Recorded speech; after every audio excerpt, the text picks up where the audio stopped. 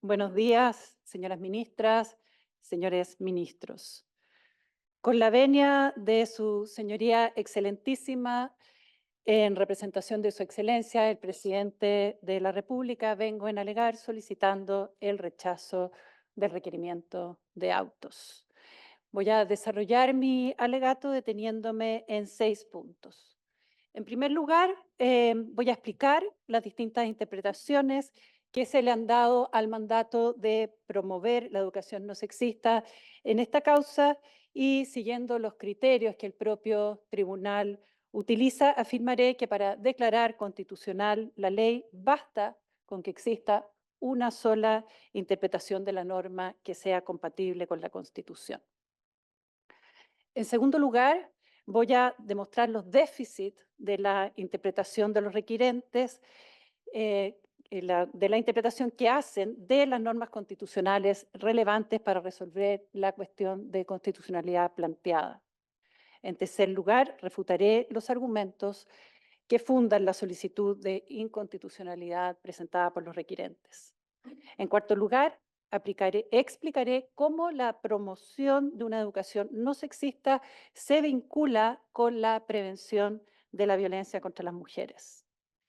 En quinto lugar, explicaré que la norma impugnada, lejos de amenazar los derechos de los padres a educar a sus hijos y la libertad de enseñanza de los establecimientos y la libertad de conciencia y religión, respeta la autonomía entregándole a la comunidad educativa la decisión de cómo educar en la prevención de violencia contra las mujeres. Y finalmente cerraré mi alegato explicando que el mejor camino para resolver este asunto es declarar la constitucionalidad en abstracto de la norma, en el entendido siempre, por supuesto, que este excelentísimo tribunal podrá pronunciarse frente a un caso particular en que haya una eventual interpretación y aplicación de la norma que pudiera afectar derechos constitucionales. Comienzo a desarrollar el primer punto. Sus señorías excelentísimas están llamadas a resolver si el inciso segundo del artículo 12, en relación con la expresión no sexista y la conjunción y de este proyecto de ley, es o no contrario a la Constitución.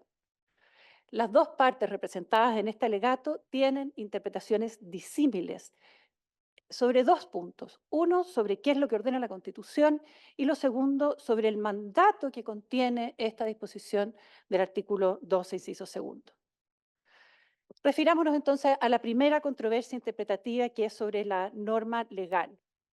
El requirente le da un sentido y alcance a esta norma que está marcada por su propia concepción de lo que entiende por educación no sexista y que ha expuesto largamente en su alegato, y que difiere de la comprensión del sentido de esta expresión que le damos quienes creemos en la constitucionalidad de la norma y que le dan, por ejemplo, que le dieron la mayoría de los legisladores, que legislaron pensando que la norma era constitucional, pero que también le da el gobierno, la Defensoría de la Niñez, ONU Mujeres, Comunidad Mujer, el Consorcio de Universidades Estatales, el INDH y el decano de Educación de la Universidad Católica, entre muchas otras personas y organizaciones. Fue muy sorprendente leer el requerimiento y darse cuenta que los requirentes no señalaban qué entendían ellos por educación no sexista. Ahora me doy cuenta que lo dejaron para el alegato. Y que solo hubieran dicho que no es un término neutral, que tiene una carga valórica de gran intensidad y que tiene un sentido hegemónico, que sería el que eventualmente podría definir el Estado en el futuro. Aunque no fueron explícitos en su requerimiento, se puede reconstruir, y me parece que voy a ser muy fiel a la reconstrucción, y ustedes se van a dar cuenta, su señoría excelentísima, se puede reconstruir cómo entiende mi contraparte la educación no sexista, como una educación que transmitiría un mensaje sobre la diferencia biológica entre los sexos y su significado, sobre el papel que la cultura tiene en la determinación de las interacciones afectivas entre las personas y sobre los roles femenino y masculino, como se entienden estos, y que además se contrapondrían a las visiones antropológicas o religiosas de un grupo de padres y de algunos proyectos educativos. La educación no sexista cuestionaría la división de sexos entre hombre y mujer, admitiendo una posible concepción no binaria y no respetando la complementariedad de los sexos y, en consecuencia, cuestionando el modelo de familia heterosexual como la familia natural. Por nuestra parte, nosotros interpretamos el mandato de promover la educación no sexista como un mandato de no discriminar entre los sexos, apartándose de los estereotipos de género dañinos que sustentan actitudes justificadoras de la violencia contra las mujeres. Como puede apreciar el excelentísimo tribunal, esta interpretación es una interpretación de la norma completa contenido en el inciso segundo del artículo 12, que explícitamente está referido a la prevención de la violencia. Aquí hay un problema en el requerimiento. Este control de constitucionalidad no se trata de una expresión. Los controles de constitucionalidad, como bien lo dijo el ex ministro Gonzalo García en su informe en Derecho, se hacen entre el sentido de una norma legal y el sentido de un sistema de normas constitucionales, no sobre el sentido de una expresión separada del contexto de la norma en que se encuentra. Se presentan entonces ante este excelentísimo tribunal dos interpretaciones completamente diferentes. Es natural que cada una de sus señorías tenga una opinión sobre cuál de las dos interpretaciones es la más correcta. Sin embargo, lo particular que tiene la labor del juez y de la jueza constitucional es que no se les pide definir o defender una interpretación como la más correcta. El ejercicio del juez es distinto. Debe preguntarse si la interpretación que propone el requirente es la única interpretación posible. Tener claridad sobre esta pregunta es lo que permite trazar la línea de la legitimidad de la justicia constitucional. Y este excelentísimo tribunal ha hecho del trazado de esa línea un elemento central de su actividad jurisdiccional.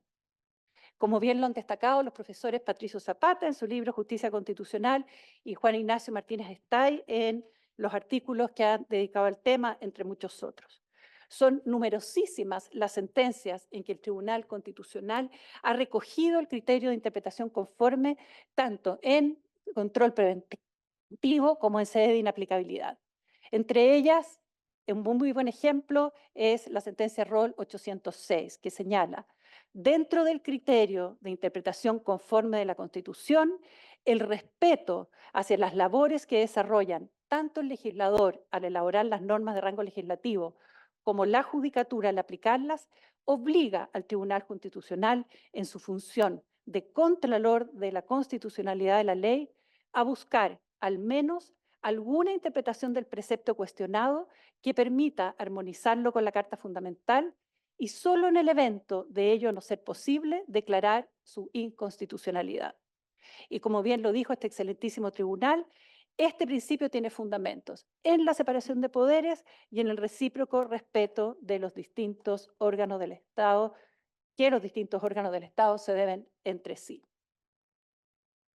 Paso a mi segundo punto. La segunda discrepancia interpretativa entre las partes en esta causa dice relación con la interpretación de las disposiciones constitucionales que contendrían la norma que opera como parámetro de constitucionalidad. Cuando el requirente impugna la constitucionalidad del inciso segundo del artículo 12 de este proyecto de ley, señala y elige algunos artículos como los artículos vulnerados. El 19, número 10, inciso tercero, el 19, número 6 y 26, el 19, número 11, inciso tercero y cuarto, y en relación con el artículo quinto de la Constitución. Esto es, escoge dentro del conjunto de las normas constitucionales aquella que él estima relevante para efectuar el control de compatibilidad con la Constitución. Pero, excelentísimo tribunal, esta selección omite considerar como relevantes otros derechos que, si se consideraran, modificarían la interpretación que tiene que hacerse a los derechos seleccionados por el requirente. Esto evidentemente afecta la forma en que se construye el parámetro de constitucionalidad. Esto sucede, por ejemplo, al aislar el derecho de los padres a educar a sus hijos y la libertad de enseñanza, del derecho a la educación, del principio de interés superior del niño y del principio y derecho de la igualdad. El requiriente interpreta el sentido de la expresión derecho preferente. Vean esto, sus señorías excelentísimas, no como la designación de quien tiene la responsabilidad primaria de educar a sus hijos, sino que lo entiende como la expresión de una decisión del constituyente de hacer prevalecer el derecho de los padres siempre que éste entre en colisión con los derechos con otros derechos que se invoquen. Y esta idea la refuerza al afirmar que la preferencia de los padres a educar a sus hijos, es decir, todo el derecho, es parte del núcleo esencial. Es decir, constituye un elemento no susceptible de ser limitado en atención a la protección de los otros derechos o principios constitucionales. Aquí en el alegato, no en el requerimiento, mi contraparte dijo, bueno, en general, pero ahí está todo el tema. Precisamente en eso consiste una preferencia, de que en general hay que atender primero a lo que señalan los padres, pero que habrá casos en que será necesario limitarlo. Por lo tanto, es una contradicción, ya que a contraparte le gusta tanto la lógica, ¿no es cierto? Hay una contradicción entre decir que la preferencia de los padres de educar a sus hijos constituye el núcleo esencial del derecho, es decir, confundir el contenido con el núcleo esencial, con la idea de hablar de que en general, porque por supuesto todos sabemos que hay casos en que hay que proteger a los niños respecto de acciones de sus padres.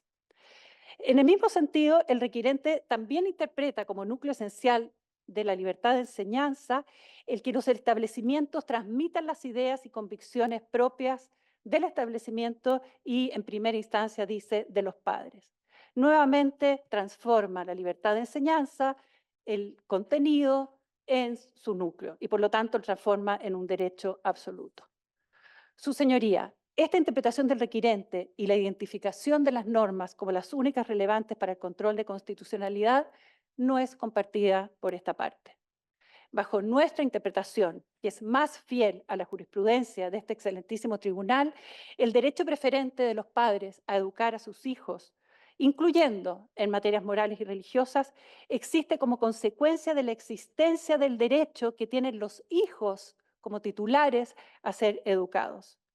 En palabras de este excelentísimo tribunal, en sentencia Roll 2731, me permito citar con su venia, el derecho de los niños y jóvenes a recibir educación es auxiliado por el derecho preferente y el deber consecuencial de los padres de educar a sus hijos.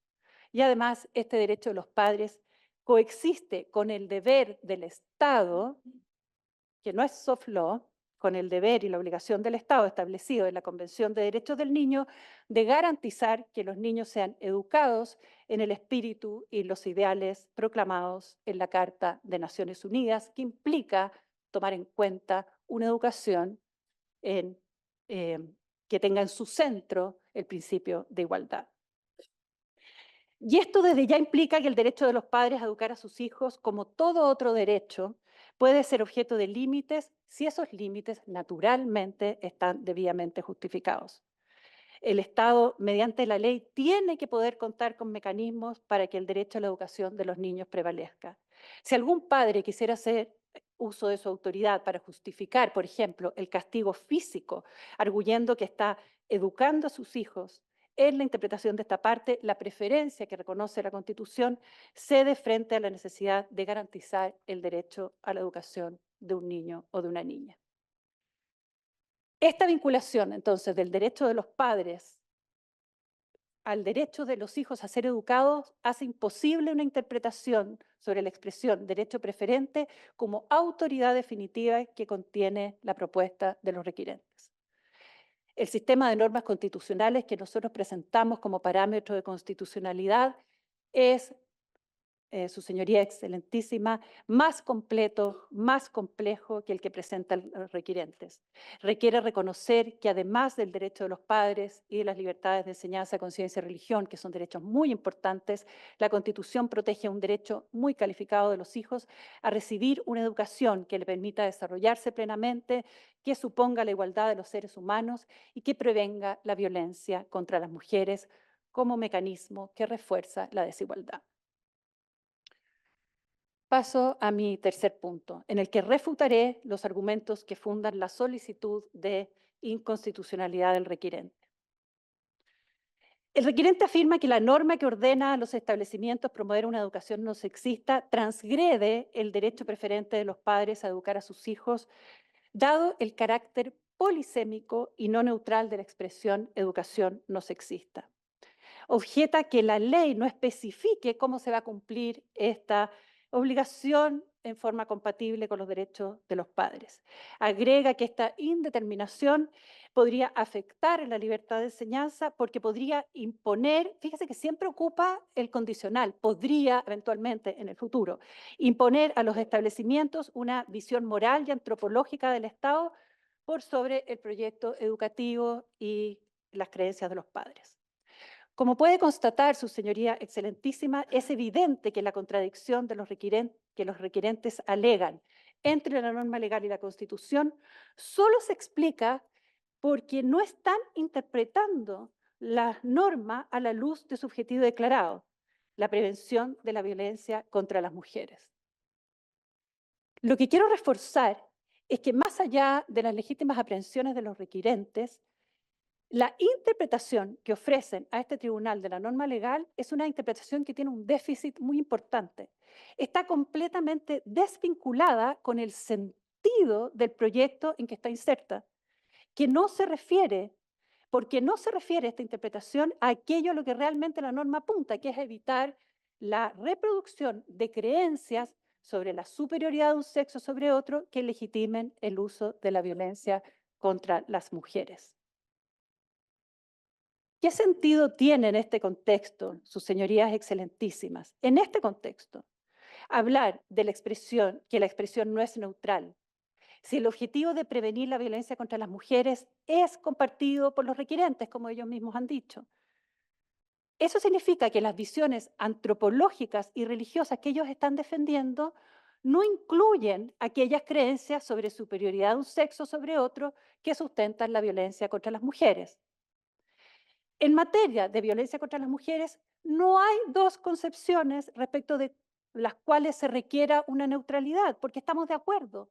Y por eso no tiene sentido en el contexto de esta acción constitucional hacer el argumento sobre la falta de neutralidad de la expresión educación no sexista. Excelentísimo tribunal, la expresión no es polisémica, como no es polisémica, por ejemplo, la expresión educación no racista. Lo que los requirentes quieren ver como un sentido muy abierto de la norma no es más que la libertad que el legislador le está reconociendo a los establecimientos educacionales. Es una manifestación del respeto a su autonomía como grupo intermedio y es una manifestación del respeto a la libertad de enseñanza. Es precisamente esta redacción abierta la que le permite a las comunidades educativas promover una educación no sexista en el marco de sus visiones antropológicas y religiosas. Es además un reconocimiento al derecho preferente de los padres que se ejerce no solo en la familia y en la educación informal, sino, como ha dicho la jurisprudencia de este tribunal y nosotros reconocemos, se ejerce colaborando con el establecimiento en esta definición de las políticas de cómo educar en forma no sexista, em, colaborando con esta educación formal que ofrece el establecimiento. Por lo tanto, leída la norma de esa manera, se aprecia cómo la norma está fomentando, y esto me parece a mí muy importante, cómo la norma está fomentando que en el seno de una comunidad educativa del establecimiento que eligieron los padres, se dé una deliberación entre las distintas familias que forman parte de esa comunidad educativa.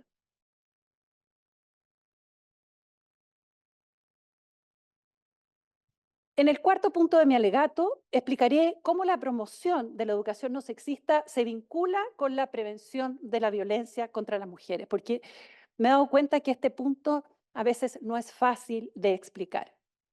La educación no sexista es aquella que no discrimina entre los sexos. La educación no sexista no es sinónimo de educar con igualdad de género. No estamos diluyendo un significado. Y lo voy a explicar muy bien. No estamos haciendo un ejercicio retórico de restringir un significado. Voy a ser muy directa sobre qué significa la educación no sexista en el contexto de una norma sobre prevención de violencia. La educación no sexista no es sinónimo de educar con igualdad de género, entendido como igualdad formativa básica. Es necesaria, pero no es suficiente cuando existen desigualdades de facto. La educación no sexista es una medida para lograr la igualdad efectiva, que es el objetivo. Cuando se logra la igualdad efectiva en la realidad de las niñas y los niños, el trato igualitario que propugna y que exige la igualdad formal cumple su pleno efecto como garantía. Los estereotipos de género en su conjunto representan el factor cultural que explica por qué las mujeres, aunque proclamemos su igual dignidad, en la práctica están en una situación de desigualdad, tanto en términos de acceso a recursos y oportunidades, como en términos de valoración y de vulnerabilidad ante la violencia. Los estereotipos de género son creencias que aprendemos en la socialización temprana y que la mayoría de las veces operan en forma inconsciente. Son creencias sobre los atributos o características de los hombres y las mujeres o sobre los roles que deben cumplir los hombres y las mujeres de la sociedad. Pueden ser estereotipos de sexo, que son las creencias sobre atributos físicos, emocionales o cognitivos en la clasificación de las profesoras Cook y Cusack en eh, un libro muy, digamos que es el libro más importante en materia de estereotipos de género en materia jurídica. Estereotipos como, por ejemplo, las mujeres son débiles, los hombres son fuertes, las mujeres son pasivas, los hombres son activos, las mujeres son emocionales, los hombres son racionales, las mujeres son pacíficas, los hombres son agresivos. También pueden ser creencias sobre características de las relaciones o comportamientos sexuales de hombres y mujeres. Los hombres tienen más deseo sexual y no lo pueden controlar menos. Las mujeres tienen menos deseo sexual, los hombres son más promiscuos, las mujeres son más fieles, etc. Y también los estereotipos pueden referirse a los roles que se espera que cada sexo cumpla. Los hombres se espera que ejerzan liderazgo, las mujeres se espera que cuiden, por ejemplo. La obligación de erradicar los estereotipos de género a la que está obligado el Estado de Chile bajo la Convención de la CEDAW y bajo la Convención Belén do Pará, solo se refiere a estereotipos dañinos, no se refiere a distinciones o creencias que sean inocuas, digamos, sobre los atributos o roles de mujeres y hombres, no a cualquier creencia social género. Y son dañinos los que impiden el igual acceso de hombres y mujeres a sus derechos. En este caso, a su derecho a la educación y a una vida libre de violencia. Una característica muy importante de los estereotipos de género es que funcionan como dualismos opuestos, como se podrán, su señoría excelentísima, haber dado cuenta por mi explicación anterior. Si los hombres tienen capacidad de pensamiento abstracto, las mujeres son buenas para los detalles. Si los hombres deben liderar, las mujeres deben obedecer. Si los hombres son racionales, las mujeres son emocionales. Si los hombres son fuertes, las mujeres son vulnerables. Si los hombres deben ser el principal proveedor, las mujeres son las encargadas de la casa. Si los hombres se les valora por la inteligencia, a las mujeres se les valora por si son bonitas o no. Pero aparte de funcionar como dualismos, son dualismos que están jerarquizados. Aunque nosotros digamos que valoramos, y efectivamente valoramos las características femeninas y las características masculinas, en la realidad, sus señorías excelentísimas, nuestra sociedad valora más los atributos asociados a lo masculino. Lo racional se valora más que lo irracional o lo emocional, el pensamiento abstracto más que la capacidad de pensamiento concreto. em, la inteligencia más que belleza. Y esto se nota, por ejemplo, en que las remuneraciones y el prestigio asociados a los trabajos que han sido históricamente masculinizados son más altos que las remuneraciones y los prestigios de los trabajos femeninos, aunque sean igualmente complejos y difíciles. Este conjunto de creencias va asentando, por lo tanto, por esta jerarquización, una situación de subordinación y desvalorización de las mujeres a los ojos de la sociedad y consolida un poder simbólico de los hombres con las mujeres que deja expuestas a las mujeres y vulnerables y las deja vulnerables ante la violencia. Los estereotipos dañinos de género están en la raíz de la violencia contra las mujeres porque además la violencia contra las mujeres tiene otra característica, que es una violencia disciplinadora. Esto significa, y esto se nota, por ejemplo, cuando uno escucha las razones que dan los hombres violentos para golpear a las mujeres, por ejemplo, porque anda en la calle mirando a otros hombres. Está disciplinándola, diciendo que en lugar de las mujeres en la casa, que las mujeres tienen que ser recatadas. Porque no me tiene lista la comida. Está disciplinándola en el estereotipo de que la mujer debe servir al hombre. Porque me levanta la voz, porque las mujeres deben ser sumisas, para que aprenda a obedecerme. Ese es el típico patrón de justificación de la violencia de género, em, de la violencia de género. Y solo voy a dar algunos ejemplos del vínculo entre estereotipos dañinos y violencia de género y cómo la educación puede prevenir que esos estereotipos operen. Por ejemplo, el acoso sexual es naturalizado porque tiene en la base el estereotipo de que a los hombres les corresponde tomar la iniciativa sexual, de que tienen una libido que no pueden controlar y que las mujeres deben mostrarse pasivas ante esos avances. El acoso callejero específicamente envía además el mensaje de que las mujeres, que el espacio de las mujeres no es el espacio público, que el espacio público no es un lugar para ellas. La antropóloga Rita Segato ha demostrado en estudios de campo, con entrevistas de violadores en las cárceles de Latinoamérica, que la principal motivación para violar a una mujer del violador es mostrarle a sus pares hombres que ellos son dominantes y fuertes, como sus líderes. Los estereotipos pueden hacer que los hombres asocien su masculinidad al uso de la violencia. La socialización de las mujeres, por ejemplo, hacia la empatía por las necesidades de los otros, que en sí es buena, pero cuando se hace a costa de su propio autocuidado, puede disminuir las capacidades para que identifiquen ellas y su familia el daño que está sufriendo en una relación de pareja abusiva.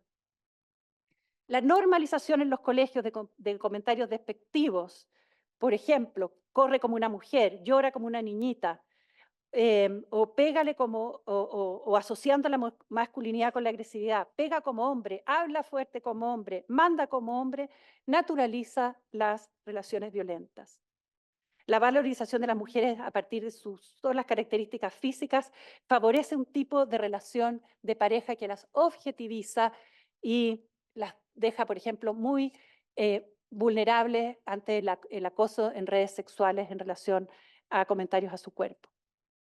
Estos son solo algunos ejemplos de cómo en el espacio escolar puede haber una oportunidad para intervenir y interrumpir la operación de estas prácticas que tienen sus raíces en el estereotipo.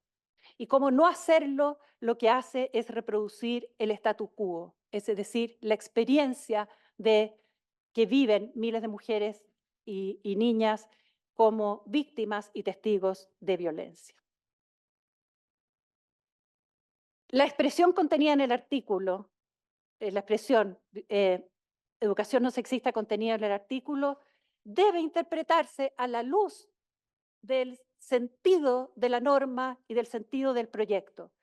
La expresión está contenida en un artículo cuyo encabezado es Obligaciones especiales de prevención de la violencia. Está en un párrafo titulado de la prevención de la violencia. Forma parte de un título del título 2, que es la prevención de la violencia de género, que es parte de una ley que estatuye medidas para prevenir la violencia, cuya idea matriz es la prevención de la violencia.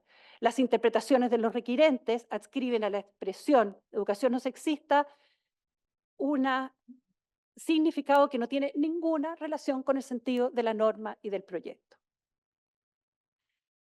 Voy terminando mis últimos 2 puntos. Explicaré ahora en el quinto punto cómo la norma impugnada, lejos de amenazar los derechos de los padres y la libertad de enseñanza, respeta la autonomía de la comunidad educativa y de los padres. ¿Por qué? Precisamente porque entrega a la redacción de la norma la definición de cómo se va a enseñar en una educación no sexista a las propias comunidades educativas. Lo que los requirientes consideran un defecto es precisamente la expresión del respeto a los derechos de los padres y a la libertad de enseñanza. Abogada, ha concluido su tiempo de alegato. Tiene 5 minutos para concluir. Perfecto. Gracias, Presidenta. Los padres tienen suficiente garantía de protección de este derecho porque participan en la definición junto con el establecimiento, porque tienen medidas administrativas de reclamo múltiples, porque tienen la vía judicial de recurso de protección en caso de afectación de la libertad de enseñanza y libertad de conciencia, porque siempre tienen la posibilidad de en una gestión pendiente ejercer la acción de inaplicabilidad, porque si son acciones constitutivas de delito pueden hacer las denuncias y si es que hay daño pueden ejercer acción civil. Em, los requirentes están solicitando que antes siquiera de que las comunidades educativas, en conjunto de los padres, puedan tener un diálogo interno sobre las formas de prevención de violencia contra las mujeres a través de la educación, sus señorías excelentísimas declaren inconstitucional esta norma. Y finalmente, quiero terminar argumentando que lo prudente y lo correcto es postergar la decisión sobre constitucionalidad de esta norma, sus señorías excelentísimas. Ver cómo se comportan las comunidades educativas, cómo opera la ley en la práctica, dar la oportunidad en el caso que haya un conflicto que sea el juez del fondo el que en un caso particular defina si se vulneraron o no derechos. Su señoría excelentísima siempre se reserva el ejercicio del control constitucionalidad, el control concreto vía inaplicabilidad de la norma, si es que en el caso de la gestión pendiente se está haciendo una interpretación errada que vulnere derechos constitucionales. Esta sería, y aquí termino, la decisión más respetuosa de la autonomía de los establecimientos, del derecho preferente de los padres a educar a sus hijos, de la competencia del legislador democrático, de la competencia del juez de fondo y de los principios de corrección funcional, deferencia al legislador democrático e interpretación conforme que informan el actual de este excelentísimo tribunal. Declarar la constitucionalidad de la norma permite al Estado de Chile avanzar haciendo realidad la igualdad entre hombres y mujeres que la Constitución proclama, garantizando a las niñas y niños un derecho a la educación y una vida libre de violencia. Por estas razones, Su Señoría Excelentísima, y agradeciendo el tiempo adicional que me concedieron, vengo a solicitar el rechazo del requerimiento interpuesto por los honorables diputados y las honorables diputadas. Muchas gracias, señora Presidenta.